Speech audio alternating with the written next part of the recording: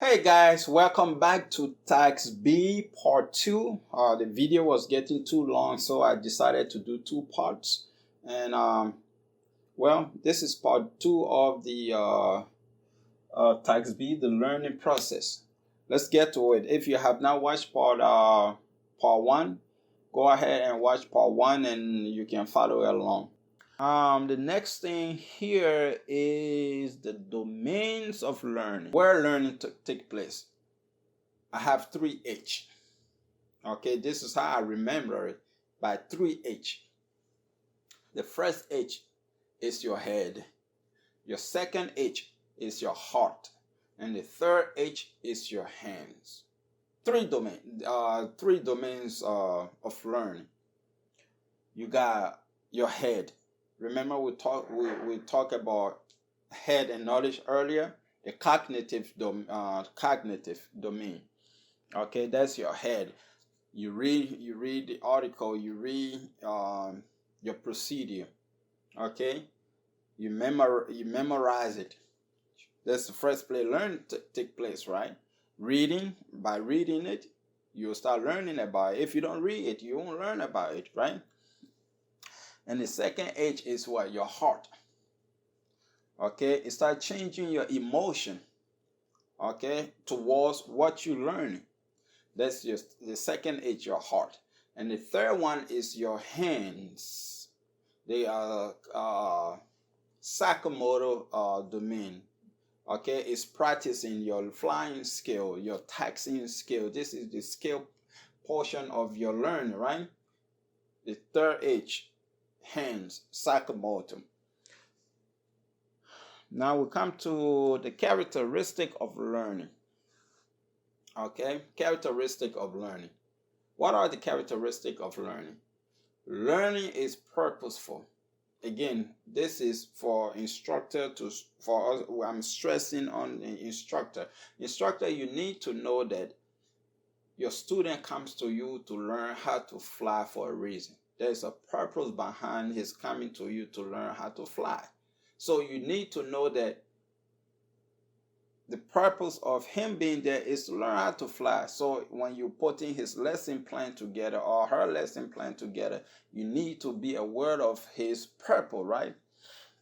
And this next thing is learning occur as a result of experience. We said it several times now. So if your job as an instructor is to encourage learning, and we learn as a result of experience.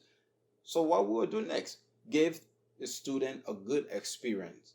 Make sure all of his flight training encourages him. Okay, don't make it in a boring way, or don't make it in a stressful way that he have a bad or she has a bad experience. So with bad experience, that would not encourage learning, right? Learning is an active process. It is not a passive process. It's an active process, meaning learning is two-way communication. Okay, don't let your student just sit there and watch you do all of the talking. Involve him or her.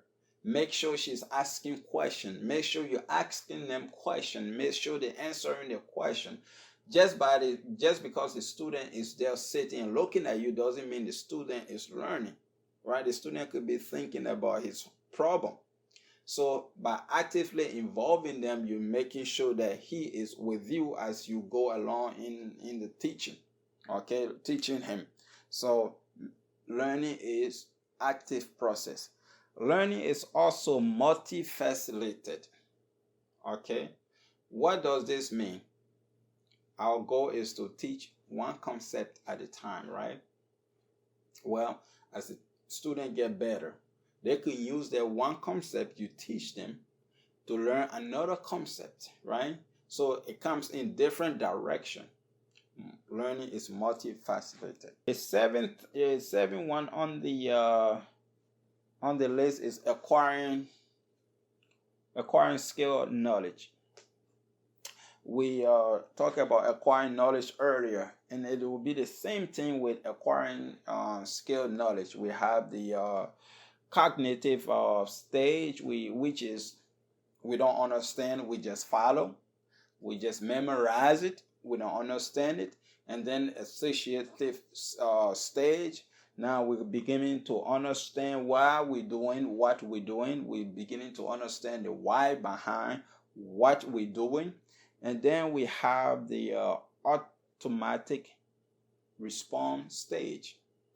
You coming into, when you first started learning how to fly, multitasking was so difficult. Okay, I would put that I would put myself on the blast. When I first started learning how to fly, to talk on the radio and turn at the same time, that was so difficult for me. So when I take off and controller come to me and say, hey, turn left, I either do one or two things. I either turn left before answering them, or I will answer them while still flying straight, and then when I get off the radio, then turn left. Okay, but to do that in coordination, like turning while talking to them, was very difficult. But as I gained experience, it started coming to me as second, and like it was like second nature to me. Okay, like thinking of drinking water, so you don't have to overthink it anymore. So that's how you acquire skill. You acquire skill. The first time is cognitive, the second time is associative. As you progressive, you start coming to you like saying ABC or saying your name. The next thing here is practice. Instructor, and your instructor will, when he's making your lesson plan, there are three type of practice he will be thinking of. We have deliberate practice, we have block, and we have a random. Deliberate is going up and doing one skill over and over until you master it. Okay. We have block schedule. He will say, okay, let's go up. We're going to practice steep turn and then come down and do turn around the point, mixing up your maneuver. Okay, this is good. This is better because you are not focused on one X maneuver that you will do over and over and over and over until the movement is ready master. And then even better yet, you have random practice. And I think random practice is not really good because, again, learning is purposeful. I can't even talk. Learning is purposeful. So why don't just get up and say, oh, well, we're going to do whatever we can do today. Okay, this again, the student is there. You have to manage his time well. Number 9 is scenario-based training. What we need to know this is now flight training is most focusing on scenario-based. Okay, the real life consequence or problem solving. Okay, what we mean by this, teaching, let's say you're doing your cross country part of your flight training. Okay, as you guys on a cross country start bringing what will start asking him question or her question, what will you do when you run out of gas? What will you do when there is bad weather ahead of you or where you're going? So that these are real world things. These are things that we as pilots will get into. So bringing it to their attention and they figuring out solving this problem, coming with ways to solve this problem. This is the best way to train your student. Okay. And a good scenario-based problem will have a clear objective. Okay, it will also be tailored to that student. level of skill. The next thing on the list, number 10, is error. Errors are part of human being life. Okay, we all make error. Our focus when it comes to aviation is not making the error, is what we can do to reduce the error. Okay, when it comes to errors, there are two types of errors. We have slip errors and we have mistake. Okay, slipped error. We will say slip error is the error of action. What do I mean by that? Let's say Tower tell you to pull in 112.5. 112.5. Now, while you were trying to pull in 112.5, you hit turbulent and type in 112.6. That is an error of action, right? That is slipped. You didn't mean it. You didn't mean to pull 112.6. Instead, it was supposed to be 112.5. Okay? But now, when it comes to mistake is the error of thought. You thought of it, and you went ahead and did it anyway. Well, our traffic pattern rule, standard traffic pattern, is what? It's left traffic pattern, right? Enter 45 left. Left downwind. And then follow the pattern, right? Okay, you coming in. You know the wind is coming from this. We have 0, or we have 36, and we have 18. Okay, the wind is favoring runway 36. The wind is coming from north, right? Now, because you are coming from where you coming from, coming in straight, because you are coming from the north, you didn't want it to waste fuel by entering left downwind, going to the south, and landing going towards north.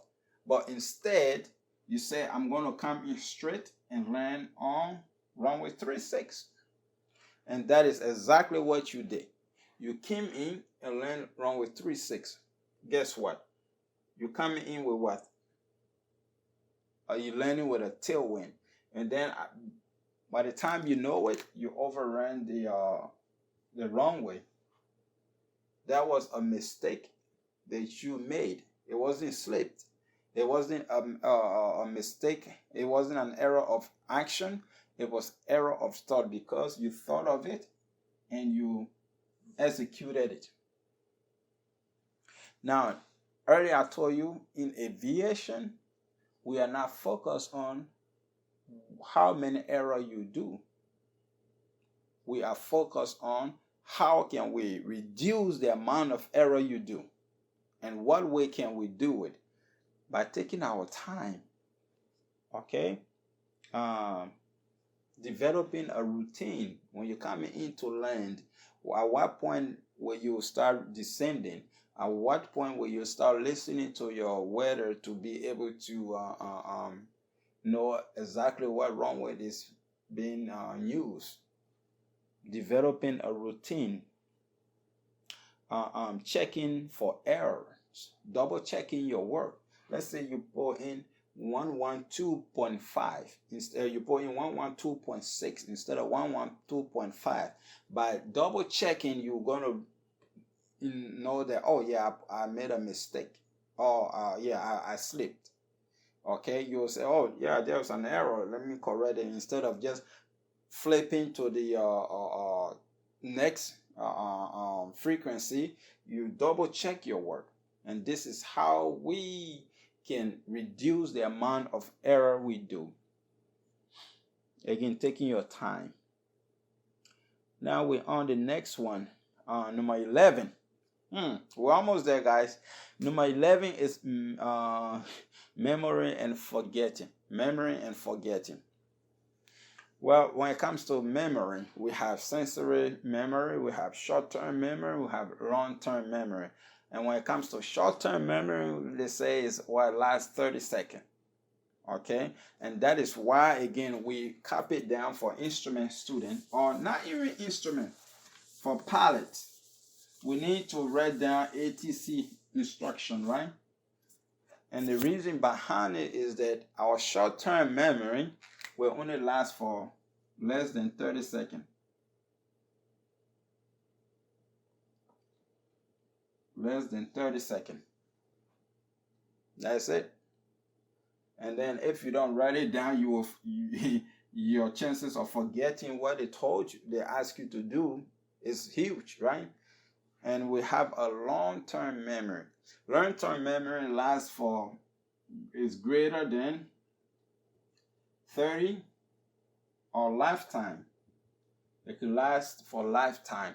Those your long-term memory is when you can go back and say, you remember 3 years ago.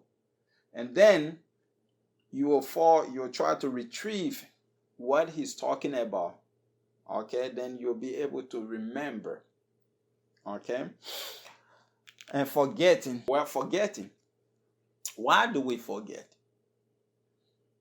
Well, we forget because number one, we cannot retrieve information from our long-term memory, or again our short-term memory. We didn't write it down and we've forgotten about it.